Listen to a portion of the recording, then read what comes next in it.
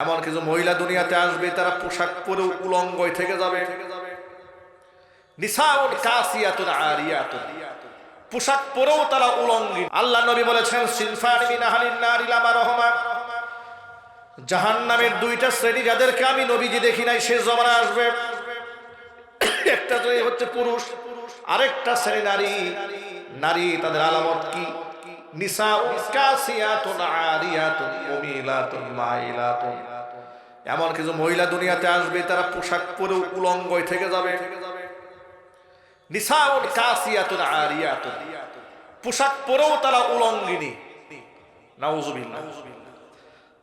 মুহাদ্দিসরা ব্যাখ্যা করে লিখেছেন পোশাক পরে মানুষ উলঙ্গ থাকার অর্থটা কি। এর দুটো ব্যাখ্যা। এক নম্বর ব্যাখ্যা হচ্ছে এত টাইট ফিট জামা পরবে অঙ্গ প্রত্যঙ্গের ভাঁজ ভেতর থেকে বাহির ফুটে উঠবে, এরকম পোশাক নাই সমাজে।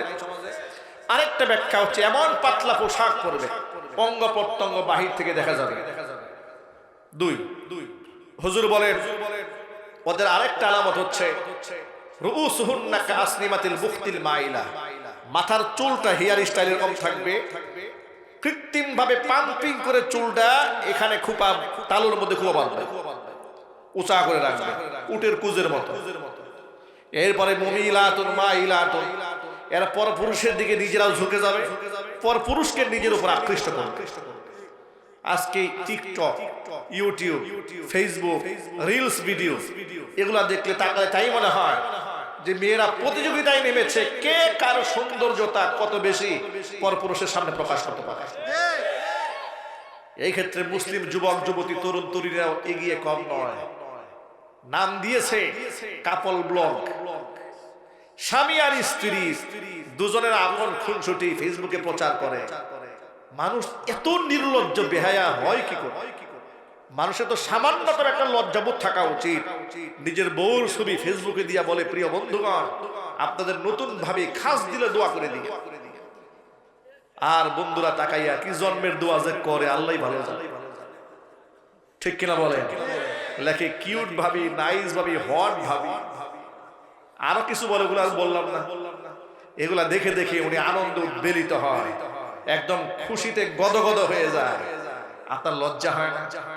আপনার স্ত্রীর দিকে অন্য লোক যে লোলুপ্য দৃষ্টির তাকালো, আপনাদের সামান্যতম ব্যক্তিত্ব বোধ থাকতো এই কাজটা আপনি করতে পারতেন না, ঠিক কিনা বলেন? আপনাদের শরম থাকা উচিত, লজ্জা হওয়া উচিত। বলে আমাদের বিবাহের আজকে 10 বছর পার হয়ে গেল, বউর ছবি দিয়ে দিয়েছে। 5 বছর পার হয়ে গেছে, বউর ছবি দিয়ে দিয়েছে। মেয়ে হয়ে গেছে, মেয়ের বয়স হয়ে গেছে 18 বছর। মেয়ে ইউনিভার্সিটিতে অথবা কলেজে ভর্তি হয়েছে, কলেজ পড়ুয়া মেয়ে, গ্রাজুয়েট কমপ্লিট করেছে 22 বছর 23 বছর বয়সে। ছবি ফেসবুকে দিয়ে সবাই খাসদের দোয়া করবে, মেয়ে তো বিরাট কাজ করে ফেলেছে, মাস্টার্স কমপ্লিট করে ফেলেছে, ছবি দিয়ে দিয়েছে। নির্লজ্জ বেহায়া। হাজার হাজার পরপুরুষের সামনে মেয়েটার ছবিটা দিয়ে দিলেন। কত মানুষ কত বাজে মন্তব্য করবে, কত কুনজরে তাকাবে। কথা বলেন ঠিক না? ঠিক বলেন। এই জন্য আল্লাহ নবী বলেন সালাসাতুন কদ হারামাল্লাহু আলাইহিমুল জান্নাহ, 3 শ্রেণীর মানুষের জন্য আল্লাহ পাক তার জান্নাতকে হারাম করে দিয়েছেন। 1 নাম্বার মধুমিনুল খামর, যারা মদ পান করে তাদের জন্য আল্লাহর জান্নাত হারাম।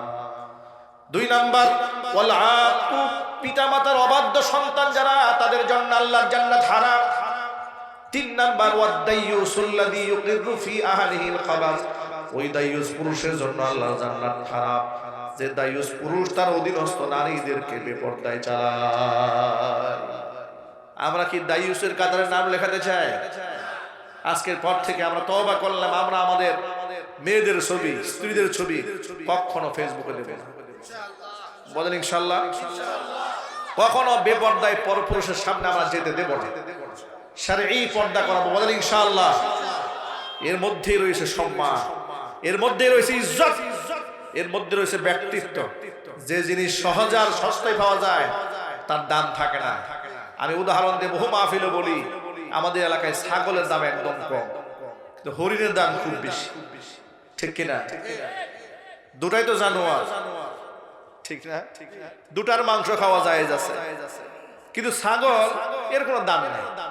যেখানে সেখানে পাওয়া যায়, যেখানে সেখানে পেশাব পায়খানা করে, ইজ্জতটাই নষ্ট হয়ে গেছে। ছাগল দিয়ে লোকেরা গালি দেয়, তুই একটা ছাগল। আরেকজন ক্ষিপ্ত হয়ে বলে তুই একটা রাম ছাগল। আরেকজন বলে তুই একটা পাঠা বেটা। ঠিক না? তো হরিণ দিয়ে কেউ গালি দেয় না, হরিণ দিয়ে প্রশংসা করে, তোকে দেখতে দারুণ সুন্দর লাগে, তোর চোখ তো টানা টানা সুন্দর হরিণের মতো। ঠিক না? দেখেছেন অনেক বছর আগে ঢাকায় আমার এক ভক্ত, আজ থেকে মিনিমাম 15-16 বছর আগের কথা, আমাকে বলে হুজুর বাসা একটা হরিণ কিনে নিয়ে আসছে, আপনাকে দেখাবো। আমি মনে মনে ভাবলাম হরিণ কিনে নিয়ে আসছে আমাকে দেখাবে, মানেটা কি? আমাকে নিয়ে গেছে পার্কে, গিয়ে দেখি সুন্দর একটা গাড়ি কিনে নিয়ে আসছে, গাড়িটা বেশ সুন্দর টিপটপ। আমাকে বলে হুজুর এটা আমার হরিণ। তা আমার প্রায় সময় মনে পড়ে যে হরিণ এটা সৌন্দর্যতার একটা উপমা হয়েছে, পরে সব জায়গায় পাওয়া যায় না। এই ছাগলের মতো যেখানে সেখানে হরিণ যদি পাওয়া যাইতো এর কোনো দাম থাকতো না। ঠিক কিনা? অনুরূপ ভাবে যে মেয়েটা রাস্তাঘাটে যেখানে সেখানে দেখা যায় তার ইজ্জত নাই, ওর কোনো 2 পয়সার দাম নাই। যে মেয়ে পর্দায় থাকে দেখা যায় না, তার মধ্যে একটা আভিজাত্য আছে, তার মধ্যে সম্মান বোধ আছে, তার প্রতি মানুষের একটা শ্রদ্ধা আছে, একটা মূল্যায়ন আছে, ভালোবাসা আছে। পর্দানিশীর মেয়েকে বিবাহ দেওয়ার ক্ষেত্রে যৌতুক লাগে না। মেয়ে কালো হতে পারে, আপনার মেয়ে যৌতুক ছাড়া বিবাহ হবে। আর মেয়েকে যদি বেপর্দায় চালান, বিশ্ব সুন্দরী হলেও যৌতুক ছাড়া বিবাহ দিতে পারবেন। একদম পরিষ্কার কথা। বেপর্দায় চালান, নিজের মেয়ের ইজ্জত নিজেই নষ্ট করে দিলেন। আচ্ছা আপনারা বলেন তো, স্বর্ণ কি ফুটপাতে বিক্রি হয়? ইমিটেশন বিক্রি হয়। 10 টাকা দিয়ে গোল্ডের চেন পাওয়া যায় দোকানে দোকানে। ঠিক না? ওই দোকানে কেউ হানা দেয় না, হামলাও করে না। ভাইরা আমার, একজন ইমানদারের কাছে তার মেয়ে, তার স্ত্রী, তার মা, তার বোনের মর্যাদা পৃথিবীর সমস্ত সোনার খনির চাইতে দামি। ঠিক কিনা বলে? সুতরাং এই কথাগুলো আল্লাহ পাক আমাদের বোঝার তৌফিক দান করেন। কিয়ামতের ময়দানে আমরা আমাদের সন্তানদেরকে নিয়ে জান্নাতে যেতে চাই, ইনশাআল্লাহ বলেন। আগামীর বাংলাদেশটাকে আমরা একটা পবিত্র বাংলাদেশের রূপ দেখাতে চাই। বেপরদায় রাস্তাঘাটে আজকে দেখুন, বিশ্ববিদ্যালয়ের মেয়েরা রাস্তাঘাটে ক্যাম্পেইন করে দাঁড়িয়ে দাঁড়িয়ে বলে দেহ আমার, সিদ্ধান্ত আমার। এটা কি একটা মুসলমান দেশের চিত্র হতে পারে ভাই? জোরে বলেন। এটা কোনো কথা হতে পারে যে দেহ আমার, সিদ্ধান্ত আমার? আবার বলো জোর ও স্বাধীনতা দিতে হবে, জরায়ুর স্বাধীনতা দিতে হবে। নাউজুবিল্লাহি মিনাল্লাহ। এগুলো শুনতেও ঘৃণা হয়, বলতেও লজ্জা হয়, কিন্তু এগুলো আইন করার জন্য প্রসেস চলছে বাংলাদেশে। আগামীতে জাতীয় সংসদে কে যাবেন, কারা যাবেন, সেটা আল্লাহর হাতে। আল্লাহ পাক যাদেরকে নেবেন তারা যাবেন। কিন্তু মন থেকে দোয়া করি, যারা কোরআনকে বিশ্বাস করে, রাসূলকে বিশ্বাস করে, পরকালে জান্নাত জাহান্নামের ভয় আছে, কবরে মিজান, কবরে জবাবদিহিতার যাদের অন্তরে ভয় আছে, আল্লাহ পাক যেন কিছুটা হলেও ধার্মিক শ্রেণীর মানুষদেরকে আল্লাহ পাক জাতীয় সংসদের নির্বাচনের করে পাঠায় দেন। ঠিক কিনা বলে? যার অন্তরে আল্লাহর ভয় নাই, এরা আপনি এমপি বানালেন, ও হবে জাতীয় চোর, ও হবে ডাকাত, ও হবে খুনি, ও আপনার রডের টাকা রডের পরে বাস ঢুকায় ছেড়ে দেবে। ওর তো পরকাল নাই, অত ওই চিন্তা নাই, ও বেগম পাড়ায় বাড়ি বানায় বসে থাকবে।